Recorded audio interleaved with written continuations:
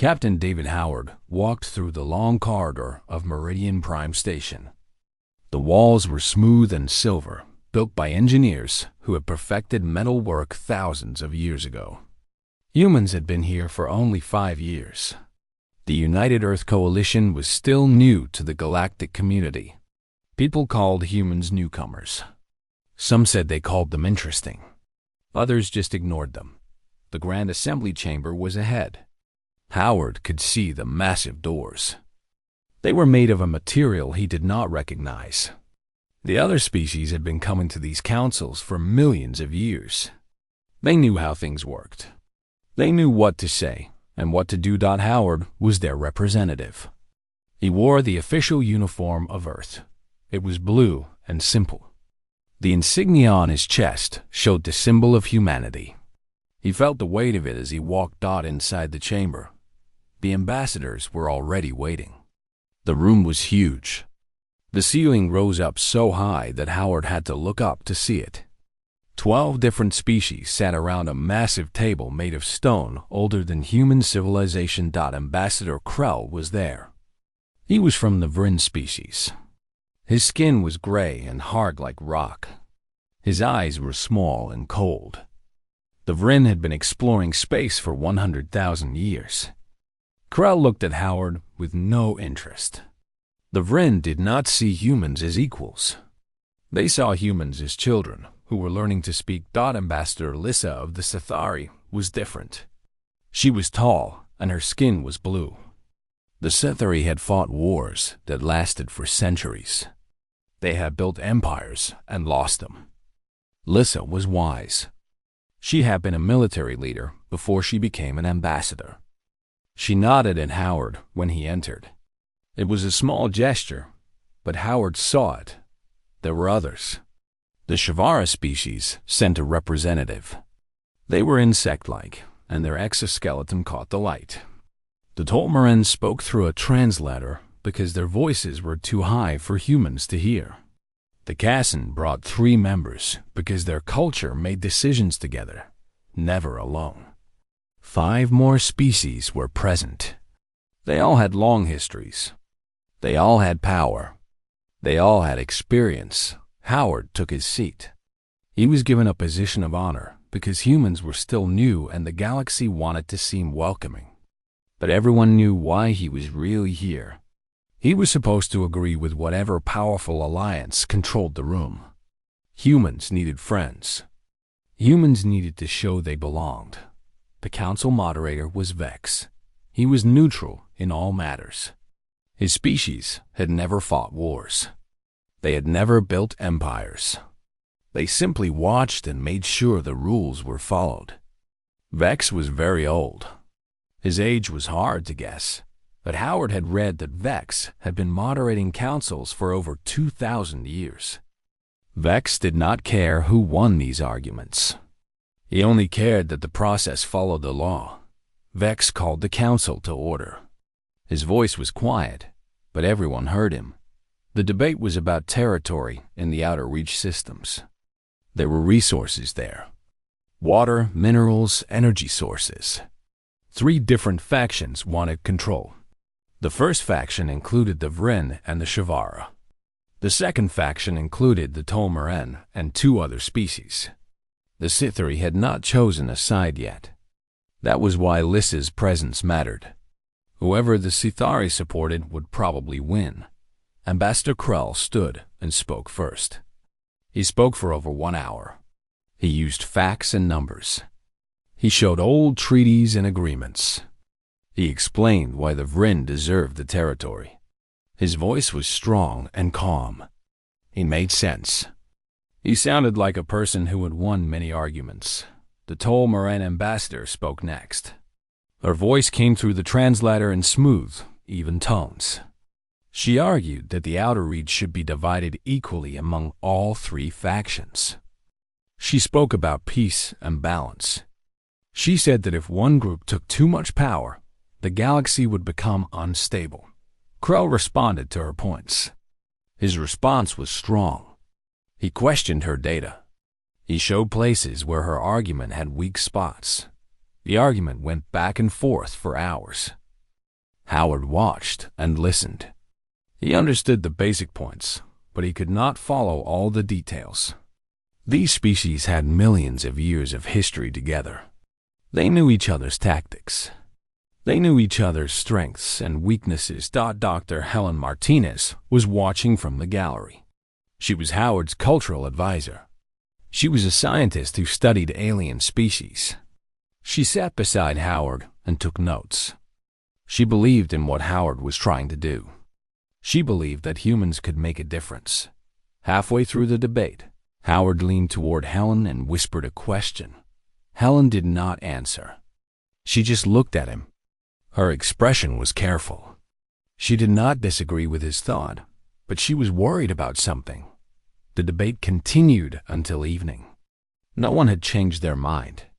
The votes would happen tomorrow. That was the custom. Ambassadors were given one night to think and to speak with each other in private rooms. The final votes would come the next morning. Howard walked back to his quarters with Helen. The corridor was empty now. Most of the ambassadors were in their private meeting rooms, speaking with their allies. Did you see what they were doing? Howard asked Helen. I saw the arguments, Helen said. They were good arguments. But did you see what they were not talking about? Howard asked. Helen stopped walking. She looked at Howard carefully. David, whatever you are thinking, be very careful. Humanity's position here is still new. We need allies. We need to show we can work with the established order. I know, Howard said. But we have to think about what is right, not just what is safe. Helen was quiet for a moment. What are you planning to do? Howard did not answer right away. He looked out through the station window at the stars beyond. Somewhere in that darkness were human ships. Somewhere down below was the planet Earth where his family was. He thought about all of humanity. He thought about why they were here, why they wanted to be part of this galaxy. I'm going to ask a question, he said. I'm just going to ask one question. Helen took his arm. She understood something important was about to happen, but she did not know what it was.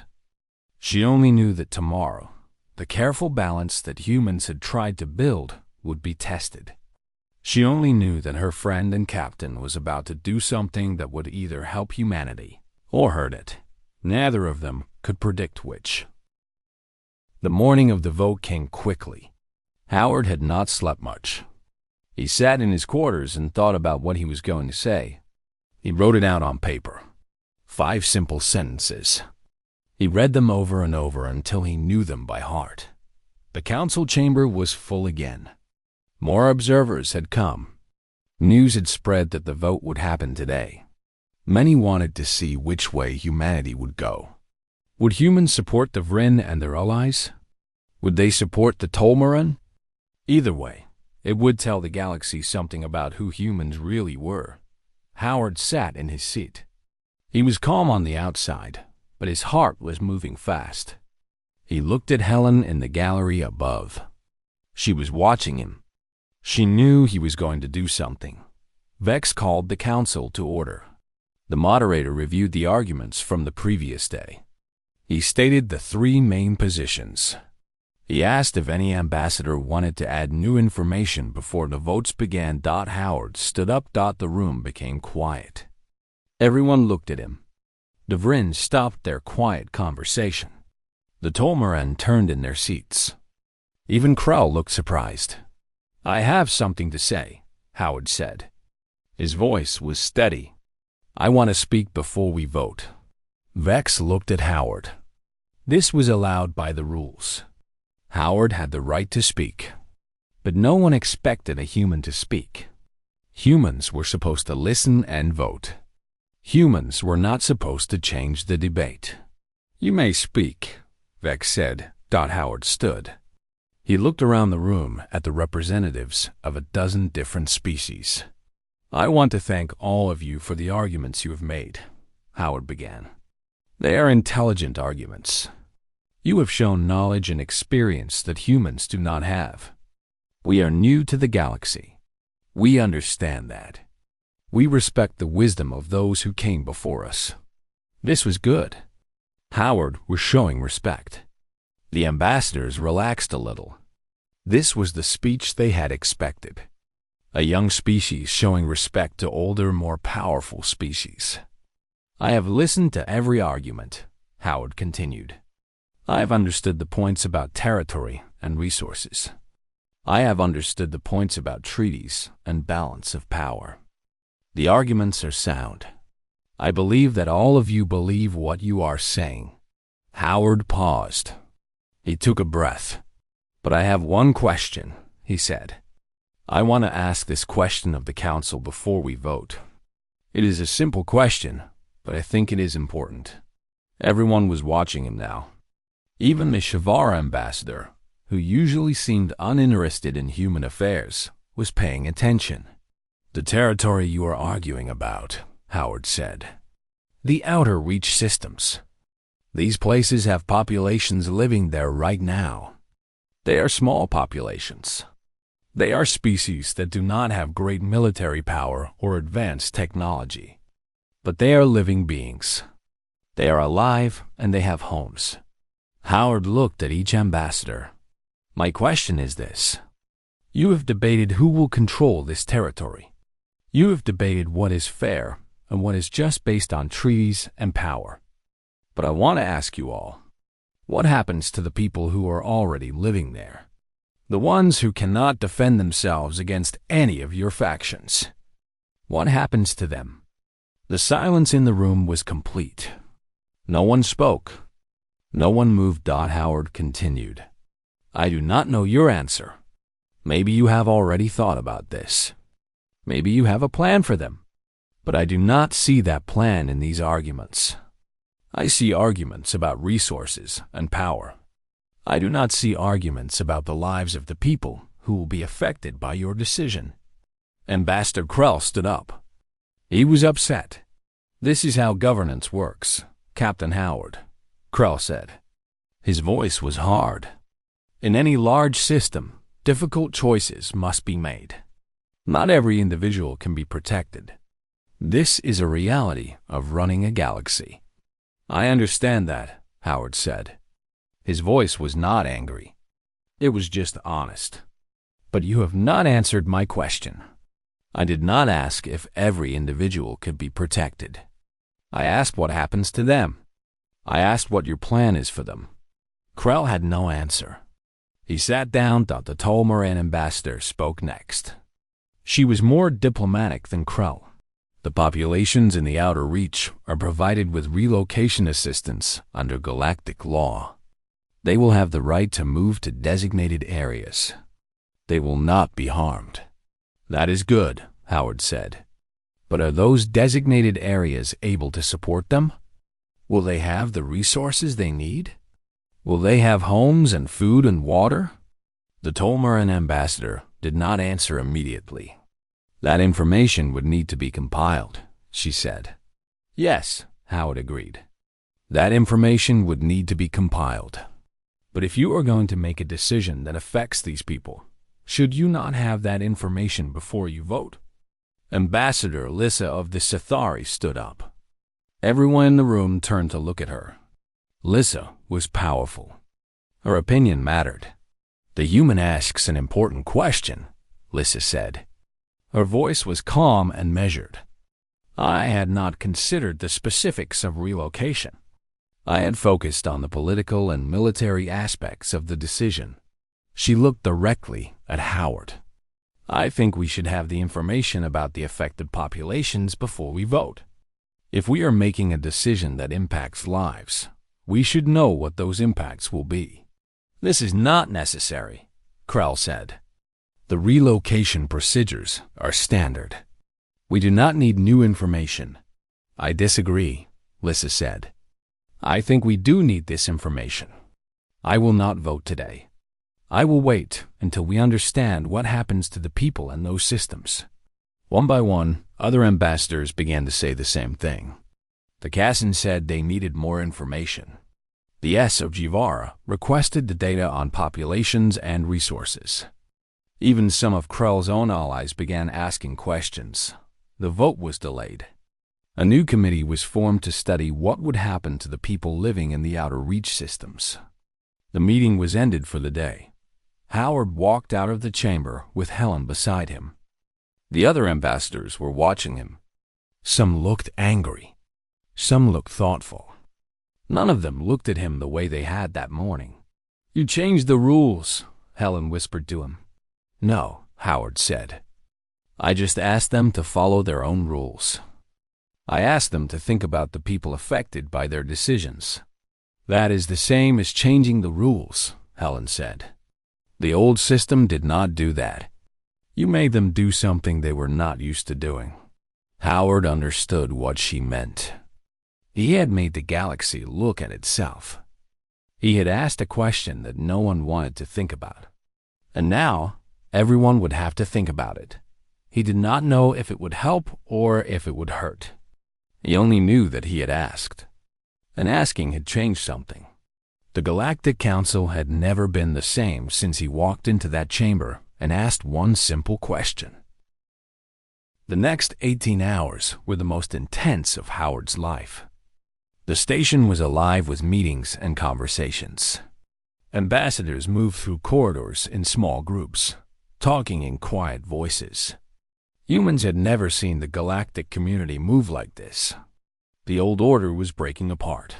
The first person to meet with Howard was Ambassador Alyssa of the Sithari. She came to his quarters without warning. Howard was surprised to see her. "I wanted to speak with you alone," Alyssa said. She entered his quarters, and the door closed behind her. "What you did in the council chamber was bold. It was also dangerous." "I know," Howard said. He gestured for her to sit. "I have been a military leader," Alyssa continued. "I have won battles. I have lost battles. I have had to make decisions that cost lives." The Vryn ambassador said something that is true. Difficult choices must be made. "I agree," Howard said. "But should they be made without knowing what the cost is?" Alyssa smiled a small smile. "No, I do not think they should. That is why I supported your request for information. But you need to understand something, Captain Howard. By asking that question, you have created enemies." "The Vryn are angry," Howard said.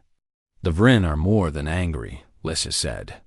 "They see your question as an attack on how the galaxy has worked for millions of years. They see it as a threat to their power. There are others who agree with them. Some of those others are very powerful. What should I do?" Howard asked. Alyssa stood and looked out the window at the stars. "Do not apologize. Do not change what you said. The people of the outer reach systems need help. Someone had to ask for them. You did that. Now you must be prepared for the consequences." She left without saying goodbye. Over the next hours, Howard received many visitors. Some came to tell him he had made a mistake. A representative of the Vryn came and told him that humanity was foolish to go against the established order. The representative was not angry. He was cold and logical.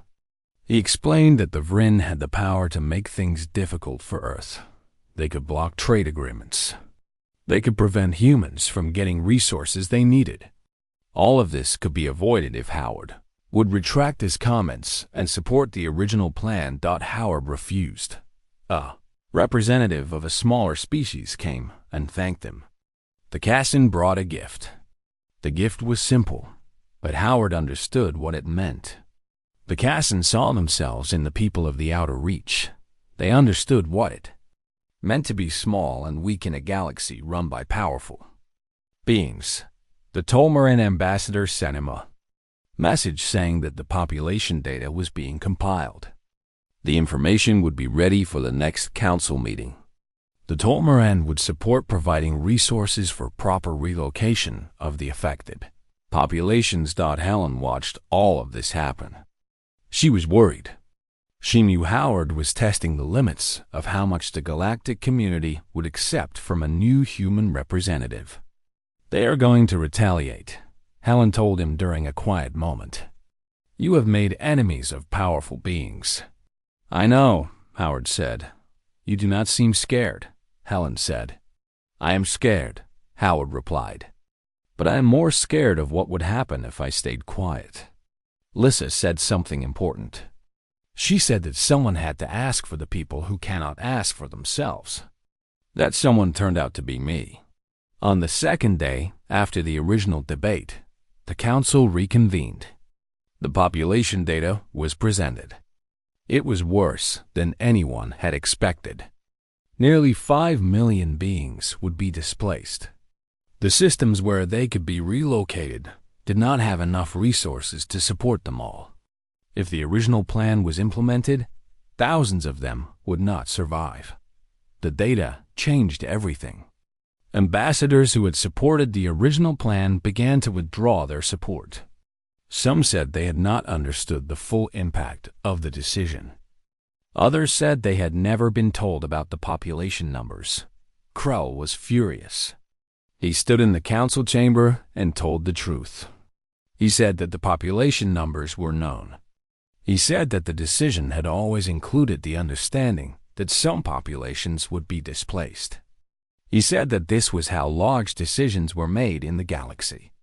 But no one speaks about it this way, Howard heard one ambassador whisper to another. Krell says it openly. Usually, we do not say it. Howard realized something important in that moment. The system had not changed. The reality of the galaxy was the same. Powerful beings made decisions that hurt weaker beings. That was still true. But now, people could not pretend that it was not happening. Howard's question had forced everyone to see it and think about it. The vote was postponed again. A new resolution was proposed. The territory would be divided, but with one condition. Whoever received control of the territory would be responsible for properly relocating the existing populations and providing them with resources. This would cost money. This would cost time. But it would ensure that the people who lived there would not die. The Vrin opposed this resolution. They said it was not fair. They said that the younger species were trying to change the rules because they did not have the power to win the old way. They said that humans had poisoned the council with ideas that did not belong, but the resolution passed. The Sithari voted for it. The Tolmaran voted for it. The Kassan and 5 other species voted for it. Only the Vrin and 2 smaller allies who depended on Vrin support voted against it. Humanity had its first real victory in the galactic community. But it came with a cost.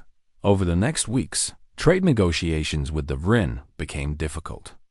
Some of the Vrin's allies stopped returning communications. There were whispers that the Vrin were planning something, but no one knew what. Howard received messages from Earth asking him if he had made a mistake. The United Nations was worried about retaliation. The news of what Howard had done had spread across human space. Some humans called him a hero. Others said he had risked humanity's future for nothing. But Howard did not regret his choice. He had asked a question. The question had changed how the galaxy saw itself. The question had cost him something, but it had saved millions of lives in the outer reach systems. In his quarters, late at night, Howard looked at the data that showed which populations would be saved. He read names and numbers. 5 million. 5 million lives that would continue. 5 million beings that would live because someone had asked what happened to them. Helen found him looking at the data one night.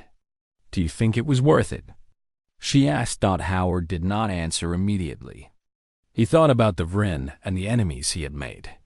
He thought about the future and what might come next. Then he looked at Helen. Yes, he said. It was worth it. News travels fast in the galaxy. Within 2 weeks, every human settlement knew what Captain Howard had done. The story spread from station to station, from colony to colony. A human had challenged the entire galactic system.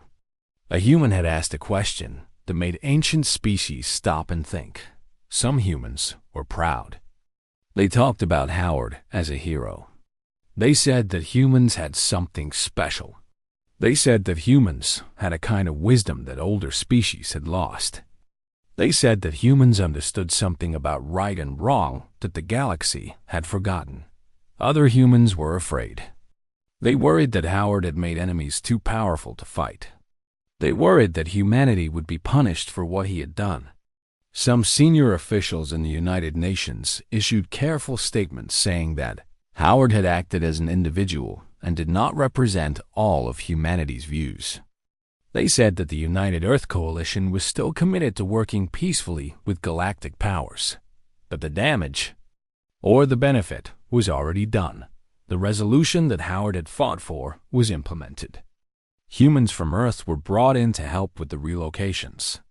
Human engineers, doctors, and administrators worked alongside alien species to move populations from the outer reach systems to new homes. It was difficult work. Many of the populations were confused and scared. They did not understand why their worlds were being taken from them.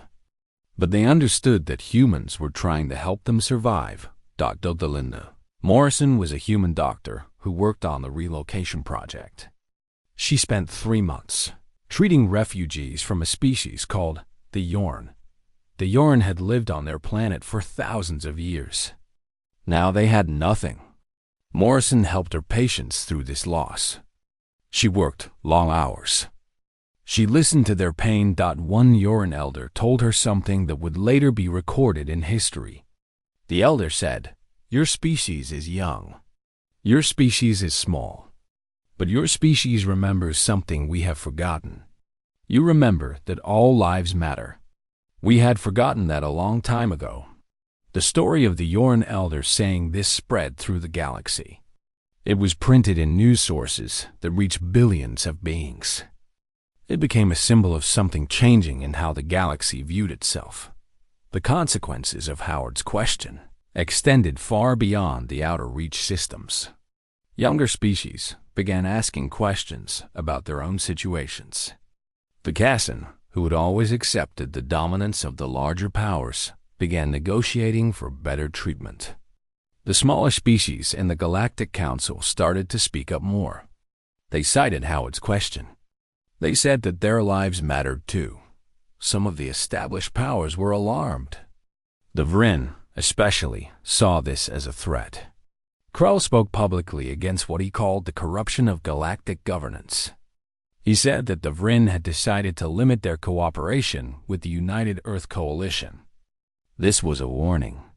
This was the beginning of consequences for what Howard had done. But something else happened too. Many younger beings from advanced species began to question the old ways. A generation of Sithari who had grown up with different values started asking why the galaxy could not operate differently. Even some young Vryn engineers and scientists began to see Howard's point. They were not angry about what he had done. They were intrigued. They wanted to know if a different kind of galactic system was possible. Ambassador Lissa reached out to Howard again. She requested a private meeting. This time, she came with a proposal. "I want to form a group," Lissa told him. "A group of ambassadors and leaders from species that believe your question was important.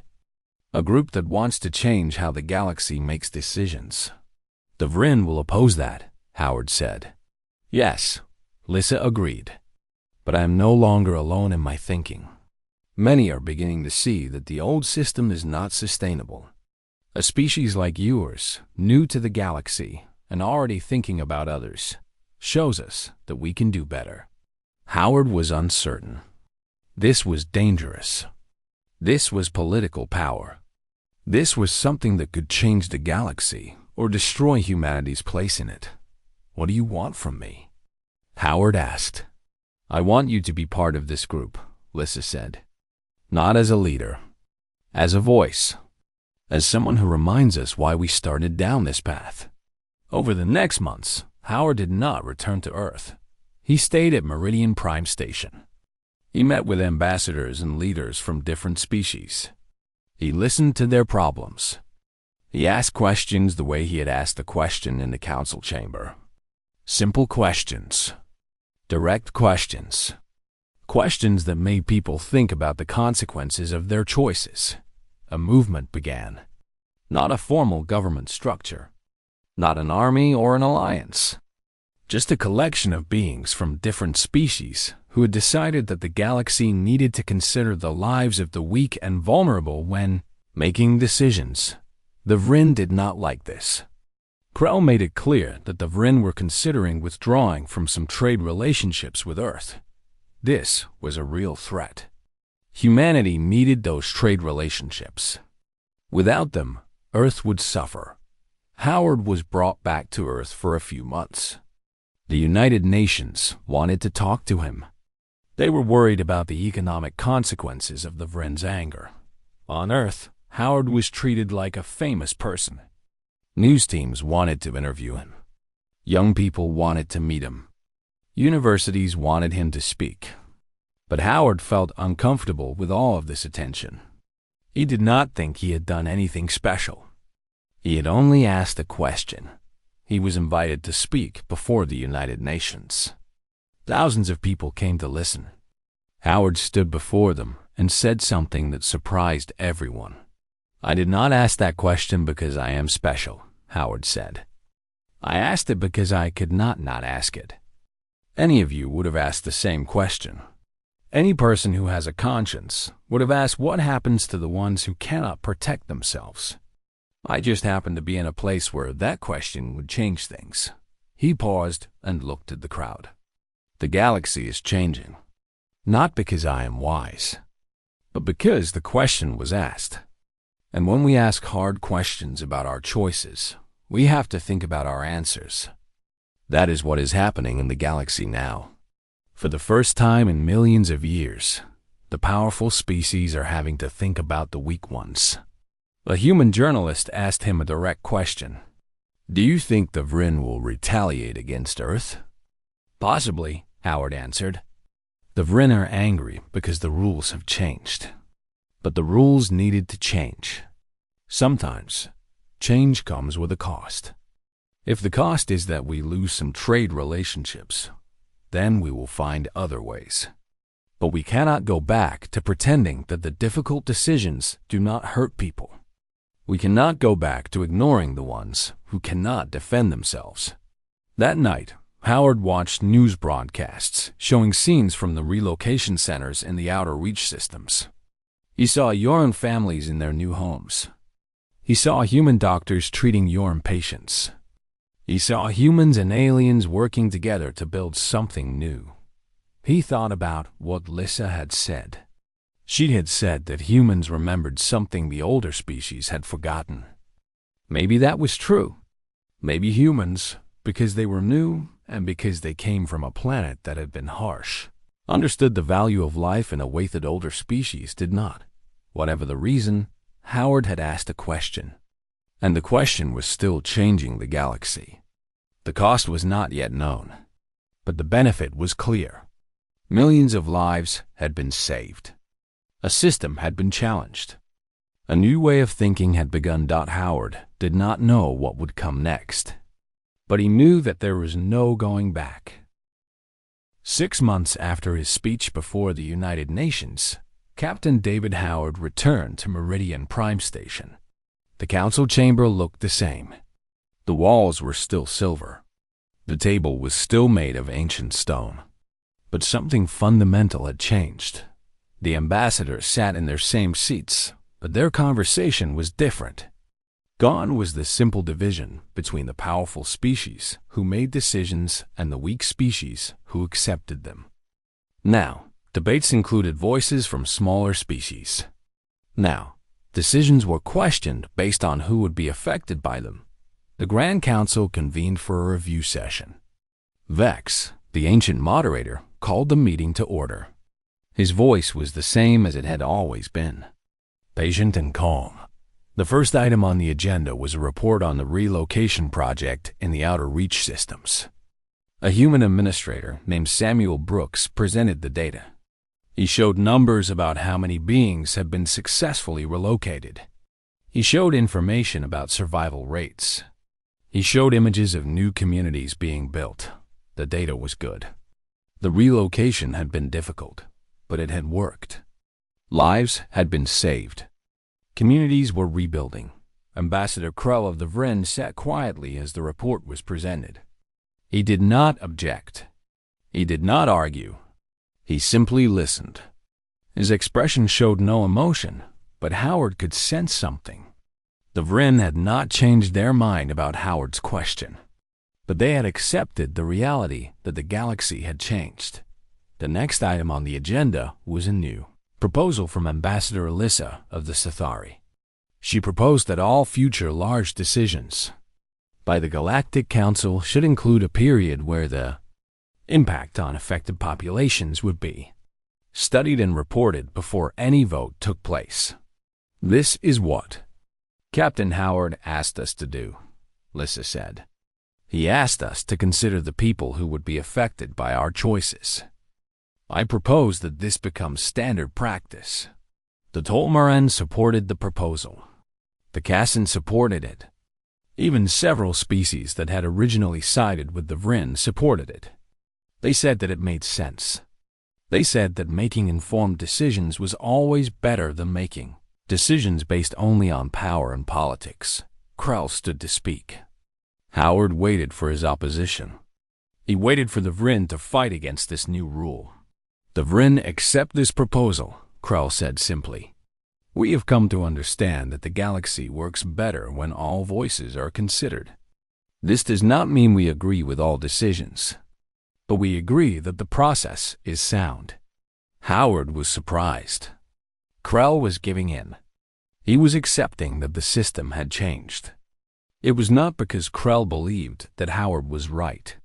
It was because the Vrin understood that they could not stop the change. Too many other species wanted it.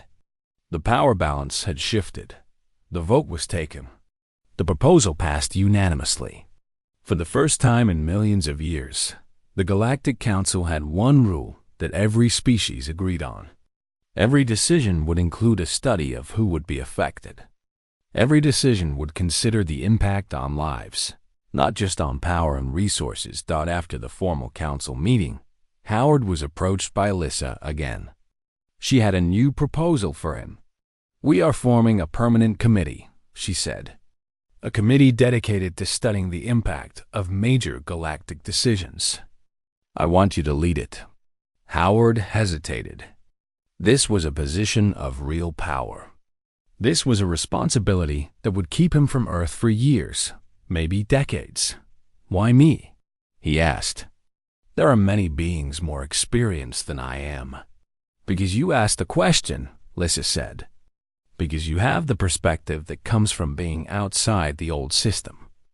Because the galaxy needs to remember why we are doing this. Howard accepted. He understood that his life had changed completely. He was no longer just a representative of Earth. He had become something more. He had become a voice in the galaxy that reminded people to think about the ones who could not protect themselves. Over the next months, reports came from different parts of the galaxy. Species that had always accepted domination from stronger powers began to organize themselves better. The smaller species started to ask for fair treatment. The larger species, understanding that the old rules no longer worked, began to negotiate differently. It was not a perfect system. There were still conflicts. There was still suffering. But the framework for making decisions had changed. Now, when the powerful made choices, they had to justify those choices based on more than just their power. They had to show that they had considered the impact on others. Sam Brooks, the human administrator who had run the relocation project, returned to Earth to report to the United Nations. He brought news that would be significant for humanity's future in the galaxy. The other species see something in us that they did not expect, Brooks told the assembled leaders. They see beings who care about life itself, not just about human life, about life in general. This is becoming part of how they see us. One of the older leaders asked Brooks a question. Has this helped our trade relationships? Has it helped our economic position? It has been complicated, Brooks said honestly. The Vrin have been distant. Some trade relationships have become more difficult. But we have developed new relationships with species we had not worked with before. And there is something else. What? The leader asked. Respect, Brooks said. The galactic community now respects humans. Not because we are powerful, but because we reminded them of something they had forgotten.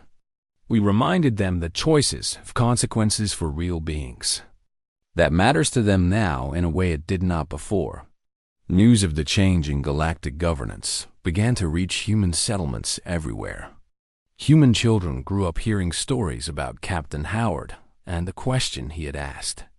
They learned that sometimes the most powerful thing you could do was ask a simple question and insist on an honest answer.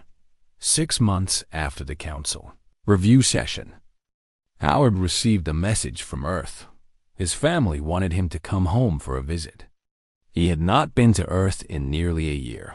The journey took weeks. Howard spent the time thinking about everything that had happened. A simple question had changed the direction of galactic politics. A single human had challenged a system that had existed for millions of years. When Howard arrived on Earth, he was surprised. There was a crowd waiting for him at the spaceport.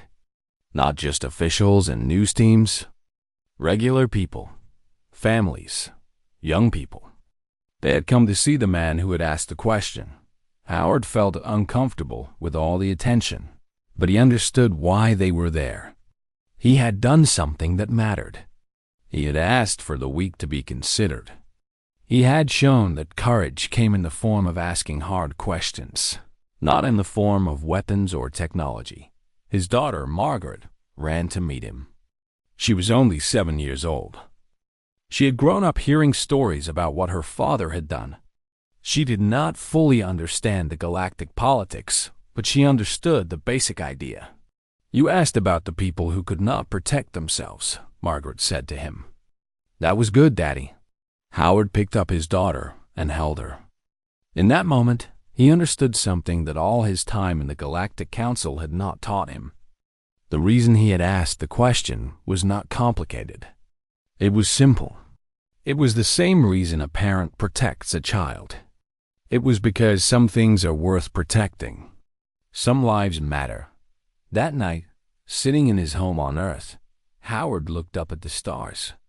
Somewhere out there, beings from different species were working together to build something better.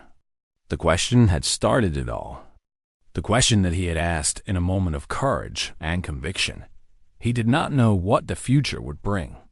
The galaxy was still changing. There would be more conflicts. There would be more difficult decisions.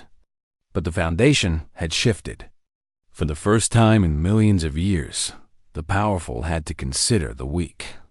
For the first time, when decisions were made, the question asked was not just who has the power to decide, but what happens to the ones who cannot protect themselves. And that change, Howard understood, had made all the difference.